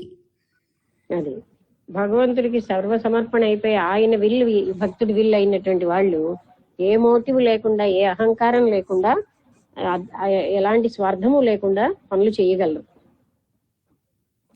Till then, we have to entertain good motives, strive to feel constantly that we are but instruments in his hands. అంతవరకు మనం ఇలాంటి కామ కర్మలు చేస్తూ ఉండాలి. అంటే అది ఆ స్థితి వచ్చినంత వరకు మనం ఆయన చేతిలోని పనిముట్టుగా ఉన్నాము అనే అనుభవం స్థితి వచ్చే వరకు మనం మంచి పనులు, నిస్వార్థమైన పనులు చేస్తూ ఉండాలి. And endeavor to work not for our endeavor to work not for our own selfish good, but for the good of all. అందరి మంచికి చేయడం అన్నది మనం ప్రయత్నిస్తూ ఉండాలి, కేవలం మన మంచి కోసం చేయడం కాదు. But this is not liberating action. అంటే అది కూడా లిబరేటింగ్ యాక్షన్ కాదు. అంటే ఏంటి, ముక్తిని తెచ్చేది కాదు. అందరి మంచికి పని చేసినంత మాత్రంలో మనకి ముక్తి వచ్చేది అని చెప్తున్నారు. Since we have not completely detached ourselves from the action, it is bound to recoil on us. అది ఎందుకు అది ముక్తిని ఇవ్వదంటే ఆ కర్మలు మళ్ళీ బంధిస్తాయి. అందువల్ల మనం ఎంత మంచి పని చేసినా మంచి పని వల్ల ముక్తి రాదు. అందుకే త్రిపుర రహస్యంలో దత్తాత్రేయుల వారు ఒక పని గాని, ఒక సాధన గాని, ఓ పనిముట్టు గాని మనకి ముక్తిని ఇవ్వలేదు. పనుల వల్ల మనం ముక్తిని పొందలేము. ఎంత మంచి అమోఘమైన పనులు చేసినా అది ముక్తిని ప్రసాదించవు, అవి బంధిస్తాయి. అందుకని అంటే పరమాత్ముడే అన్ని మనకి చేస్తున్నాడనే పూర్తి అవేర్నెస్ వచ్చే వరకు, సర్వసమర్పణ జరిగే వరకు మంచి పనులు చేస్తూ ఆయనకు అర్పిస్తూ ఉండండి అని చెప్తున్నారు. ఆ స్థితి వచ్చినప్పుడు మనం కర్తృత్వం లేకుండా పనులన్నీ చేస్తాం. డూయర్షిప్ లేకపోవడమే కర్మతో కర్మ ఆయన చేస్తున్నట్టు ఆయనకి ఇచ్చేయడం అంటే డూయర్షిప్ లేకపోవడం అని అర్థం. The wise seeker therefore offers the actions as flowers of worship of the Lord. Now the bondage is cut. అందుకనే జ్ఞానం ఉన్న వాళ్ళు ఏం చేస్తూ ఉంటారంటే వాళ్ళు చేసే పనులన్నీ భగవంతుడికి పుష్పాలలాగా సమర్పిస్తారు. సమస్తమైన పనులు ఆ పరమాత్ముడికి. అందుకని అవి బయట ఉన్న పుష్పాల కంటే ఈ పుష్పాలే వాళ్ళు అర్పించేస్తారు. ఇప్పుడు 7:56 అయింది. ఎవరైనా కొంచెం మాట్లాడతారంటే ఇంకా 2-3 పారాగ్రాఫ్లు ఉన్నాయి. దీన్ని రేపు కంటిన్యూ చేద్దాం. అలాగే అసలు కొంచెం సమయం వదలడం మంచిదే, ఎందుకంటే అయిపోతూ ఉంటుంది.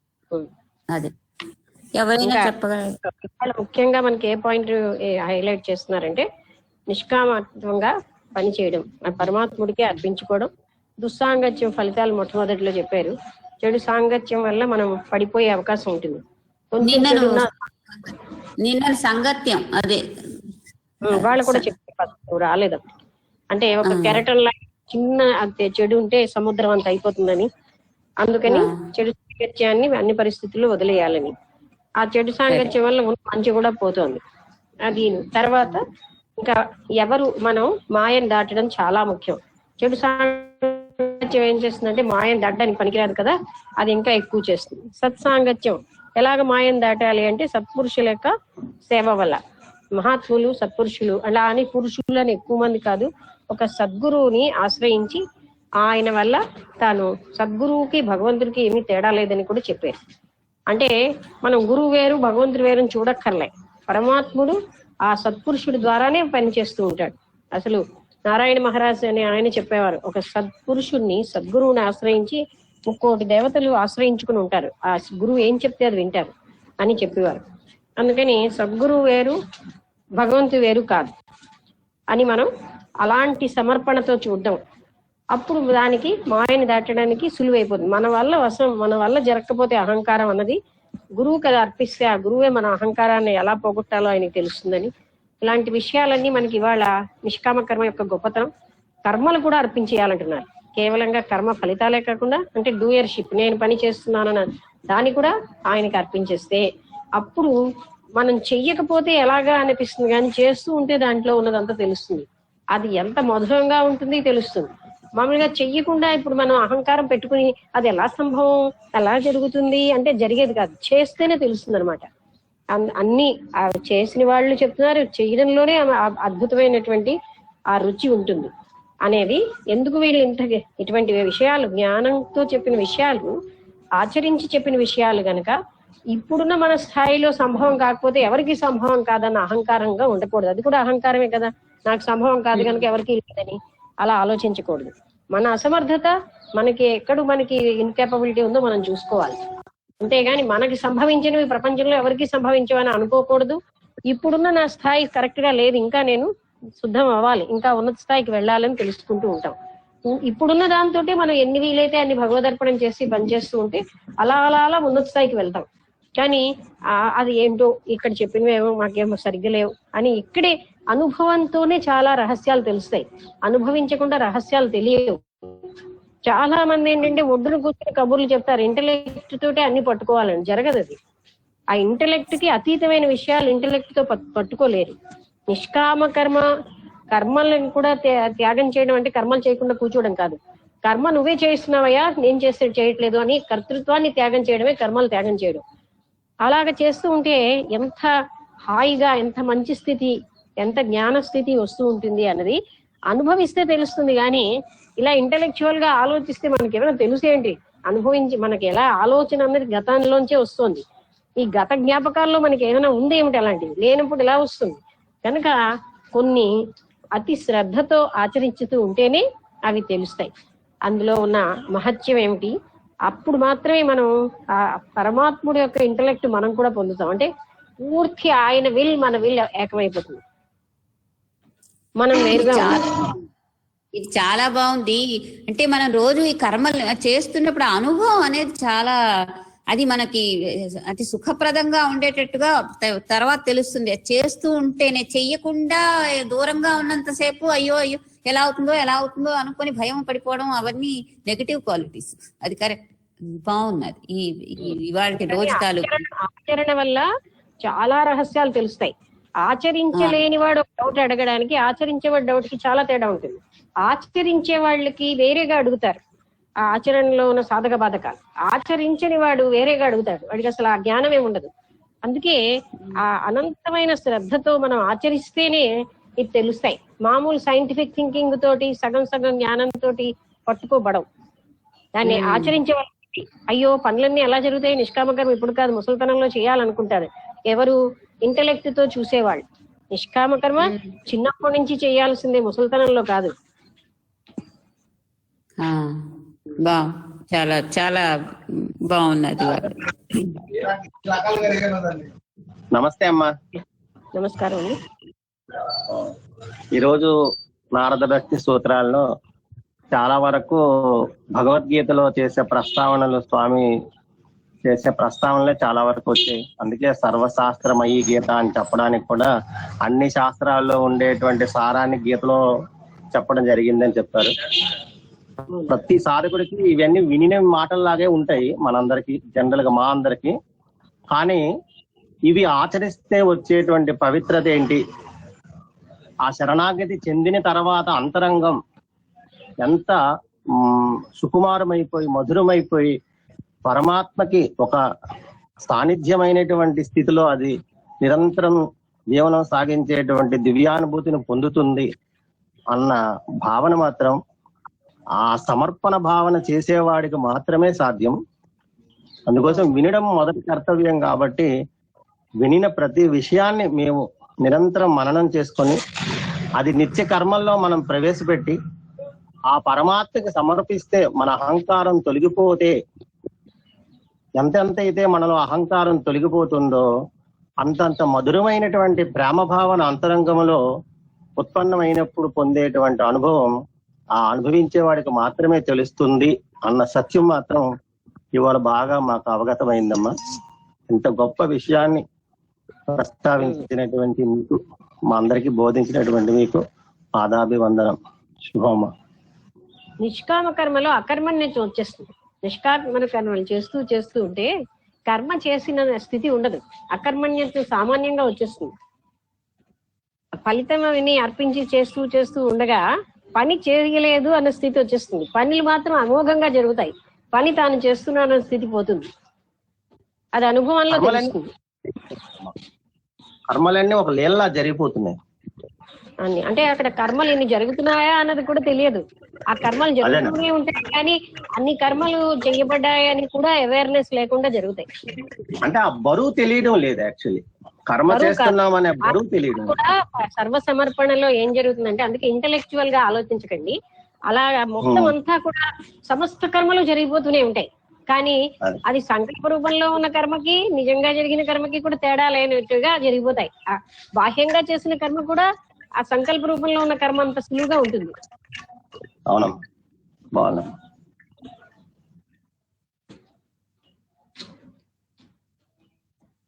ఇంకేమైనా ఎవరైనా అడుగుతారా? అది అందుకే ఇది చాలా అసలు చిన్న విషయం కాదు, గొప్ప విషయం, అద్భుతమైన సుఖాన్ని ఇచ్చే విషయం ఇది. కానీ చాలా మందికి తెలియక, అహాన్ని వదులుకోలేక, అసమర్థులై ఇలాంటి దాంట్లోకి రాలేకపోతున్నారు. కానీ నిష్కామ కర్మ అనేది ఏం ఆనంద స్థితిని, ఎంత శక్తిని, ఎన్ని రకాలుగా, అంటే ఒక నిరంతర ఆనంద స్థితిలో ఉండే అవకాశాన్ని ఇస్తుంది అనమాట. అది చేస్తేనే తెలుస్తుంది. ఆ కామ్యాలని పట్టుకుని, ఫలితాలని పట్టుకుని వేలాడితే తెలియదు. ఒక్క ఫలితమే వస్తుంది వేలాడేవాడికి. నిష్కామ కర్మ చేసిన వాడికి 1000 ఫలితాలు ఉంటే 1000 వచ్చేస్తాయి. కామ్య కర్మ చేసిన వాడికి ఒక ఫలితమే వస్తుంది. అదే ఏ రకంగా చూసినా కామ్యకర్మ వల్ల నష్టమే. కామ్యకర్మకి బోల్డ్ ఎనర్జీ పెడుతూ ఉంటారు, కానీ నిష్కామ కర్మ ఎనర్జీ పెరిగిపోతుంది, అద్భుతమైన కార్యాలు జరుగుతాయి, చేసేనన్న స్థితి ఉండదు, వంటగా ఉంటుంది.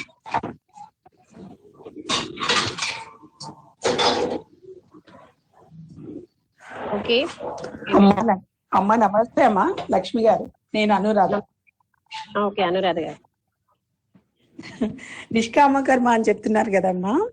నిష్కామ కర్మ చేస్తే ఫలితాలు అద్భుతంగా ఉంటాయి, కరెక్టే. గాని ఆ టైంలో మనం ఎవరి కోసం అయితే చేస్తామో వాళ్ళే ఎగతాళి చేస్తుంటారమ్మా. అప్పుడు చాలా బాధ అనిపిస్తుంది.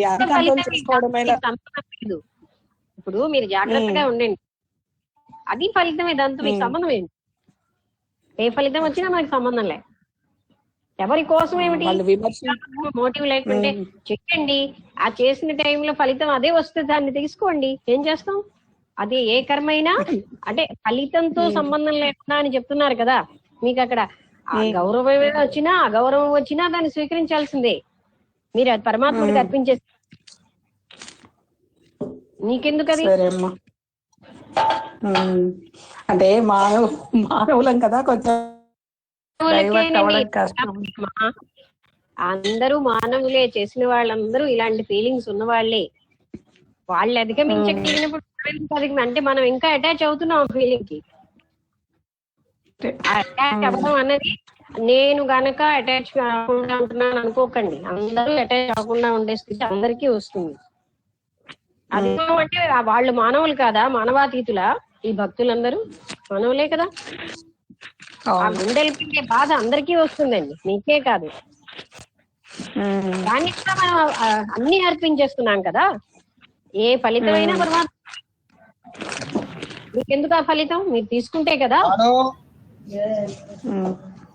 వెళ్తావా దోసేమంటావా? అర్థమైందమ్మా. ఓకే, ఇంకెవరైనా ఏమైనా అడుగుతారా? సామాన్యంగా ఇప్పుడు అనురాధ గారి లాగే చాలా మంది ఆలోచిస్తుంటారు, మనలాంటి వాళ్ళకి ఇది సంభవమే కదా, మనలాంటి వాళ్ళే అన్ని పొందుతున్నారు, మనకంటే కూడా ఇంకా బలహీనంగా ఉన్న వాళ్ళు కూడా పొందుతున్నారు. సో మనము అలాంటివన్నీ ఫేస్ చేయాల్సిందే. ఏ కష్టము లేకుండా ఎవ్వరూ మీదకి వెళ్ళలేదు. తర్వాత మనం ఎప్పుడైతే ఫలితంతో అటాచ్మెంట్ పెట్టుకోలేదో ఆ ఫలితం ఎలా ఉన్నా మనం చలించకుండా ఉంటాం. ఎగతాళి చేయనండి, పొగడనండి, మీకు సంబంధం ఏంటి? నిజమేనమ్మా, నిజమే. అదైతే ఫలితం ఆశించినప్పుడే మనకి ఏది ఉండదు. అంటే వాళ్ళు అలా అంటే కూడా మనం ఒక మెట్టు ఎక్కడానికి వాళ్ళు సహకరించారనుకోవచ్చు, అంతే అంటారా?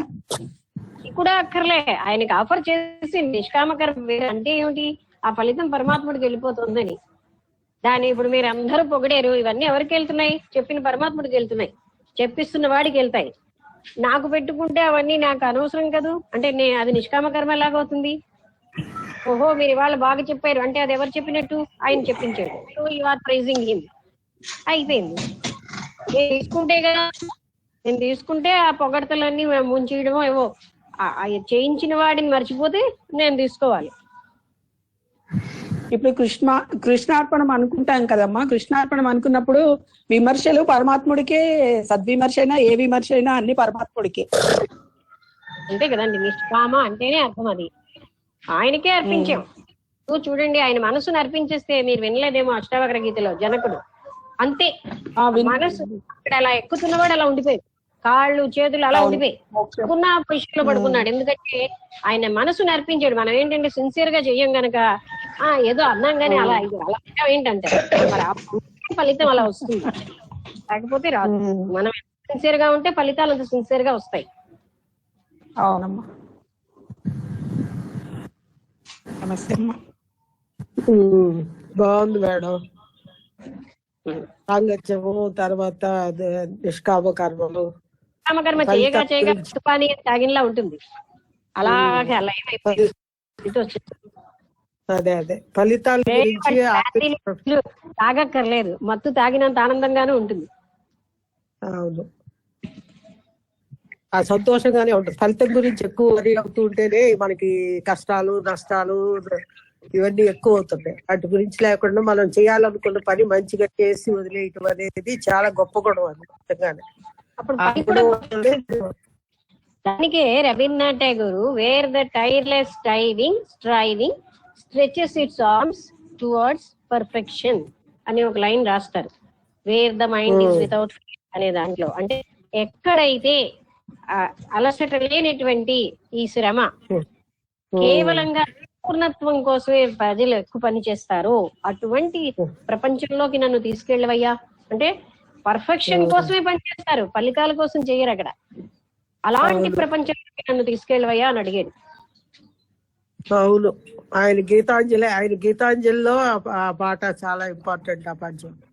అవును, ఆయన ప్రతిదీ అలాగే చెప్తాడు, అన్ని కూడా అమ్మకి అర్పించినట్టే చెప్తాడు. ఏంటంటే ఆయన ఇంపార్టెంట్ కాదు, ఆ వాక్యం ఇంపార్టెంట్. సో ఇక్కడ ఏంటంటే టైర్లెస్ డ్రైవింగ్ అంటే అలసటి లేని శ్రమ సంపూర్ణత్వానికి తీసుకెళ్తారు.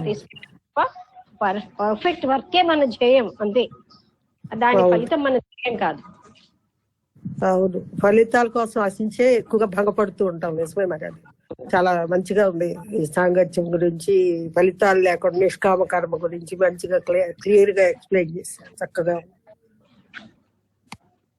సో చేసే పని చేసి ఫలితం ఆశించకుండా హాయిగా ఉండాలి మన జీవితంలో, అది సార్థకత చేసుకోవాలి. సంతోషం మేడం. ఓకే, ఇంకెవరెవరైనా ఏమైనా మాట్లాడతారా, చెప్తారా, లేకపోతే ప్రశ్నలు అడుగుతారా? అయితే ముగించేద్దామా? అందరికీ నమస్కారం.